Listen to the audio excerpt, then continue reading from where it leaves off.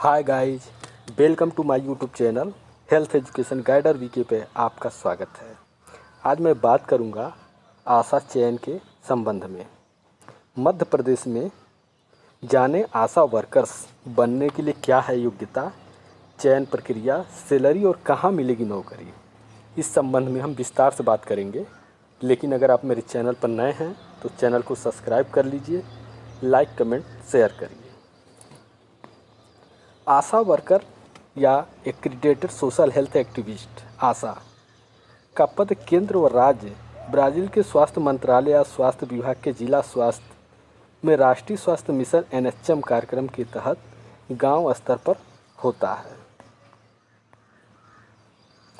आशा worker या accredited social health activist आशा का पद केंद्र और राज्य के स्वास्थ्य मंत्रालय या स्वास्थ्य विभाग के जिला स्वास्थ्य में राष्ट्रीय स्वास्थ्य मिशन एनएचएम कार्यक्रम के तहत गांव के स्तर पर होता है।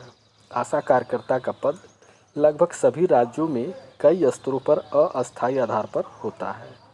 आशा वर्कर का कार्य होता है कि वह राष्ट्रीय स्वास्थ्य मिशन के कार्यक्रम के तहत जा रही स्वास्थ्य से संबंधित व्यवस्था तो लाभ आदि का दायरा लेकर उन प्रविष्टियों तक पहुंचता है जिन्हें वे लाभ की जानकारी और जागरूकता के प्रति भावना में नहीं पाते। गांव एवं दूरस्थ क्षेत्र की महिलाएं एवं बच्चों के स्वास्थ्य सुनिश्चित करना एवं स्वास्थ्य संबंधी जागरूकता फैलाने में आशा वर्कर बहुत सक्रिय भागीदार हैं। गर्भावस्था के समय महिलाओं की शिकायत, सुरक्षित डिलीवरी, अन्न प्रत्युत्तर देना और कम्प्लीमेंट्री लेटरिंग, टीकाकरण इत्यादि में आशा की महत्वपूर्ण भूमिका होती है। आशा वर्कर की भूमिका सरकारी सेवाओं, योजनाओं, विशेष तौर पर महिलाओं एवं स्कूलों के लिए के अस्थायी स्तर पर लिपना बहुत महत्वपूर्ण है। इसलिए आशा कार्यकर्ता बनने के लिए ज़रूरी है कि आप सरकारी स्वास्थ्य कार्यक्रम जैसे राष्ट्रीय स्वास्थ्य मिशन, स्वास्थ्य संबंधी जानकारी, आम नागरिकों से सहयोग स्थापित करने में निपुणता हो और आपातकालीन या असामान्य स्थिति में अच्छे डॉक्टर के पास रेफर करने में सक्षम होना चाहिए। आशा वर्कर के लिए योग्यता कितनी होनी चाहिए? आशा कार्यकर्ता बनने के लिए जरूरी मान्यता प्राप्त विश्वविद्यालय या बोर्ड से मैट्रिक 10वीं कक्षा का होना चाहिए। किसी मान्यता प्राप्त संस्था से जन स्वास्थ्य संबंधी होने वाले प्रमाण पत्र दिया जाता है। साथ ही आशा वर्कर के लिए निम्नलिखित अन्य जोखिम हैं। उम्मीदवार को ग्रामीण क्षेत्र में उसी राजस्व गांव, शहरी क्षेत्र में उसी वार्ड का निवासी जहां से आवेदन करना चाहें। शॉर्ट लिस्टिंग के लिए लगातार अच्छा रिकॉर्ड होना चाहिए। आशा कार्यकर्ता के लिए आयु सीमा कितनी है?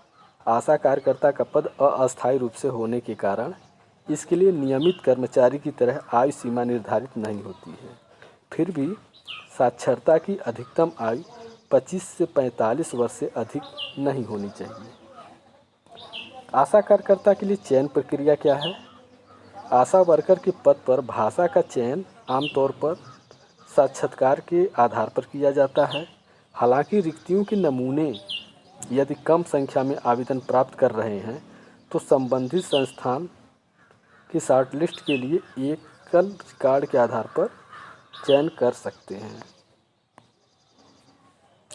आशा वर्कर को सैलरी कितनी मिलती है? आशा वर्कर का पद नियमित रूप से न होने के कारण इस पद के तहत विभिन्न कार्यों के अनुसार पारिश्रमिक दिया जाता है। ऐसी महिला की डिलीवरी पर 600 रुपया, टीकाकरण पूर्ण होने पर 150 रुपये और फैमिली प्लानिंग के लिए 150 रुपये दिया जाता है। आशा वर्कर को कहाँ मिलेगी नौकरी?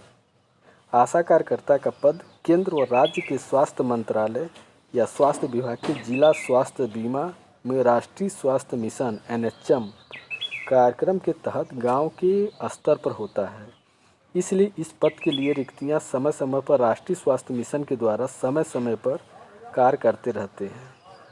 इस सभी रिक्तियों के बारे में जिले स्तर पर प्रकाशित होने वाले विज्ञापन, दैनिक समाचार पत्र, सरकारी नौकरी की जानकारी देने वाले पोर्टल या मोबाइल एप्लीकेशन के माध्यम से सूचित किया जा सकता है।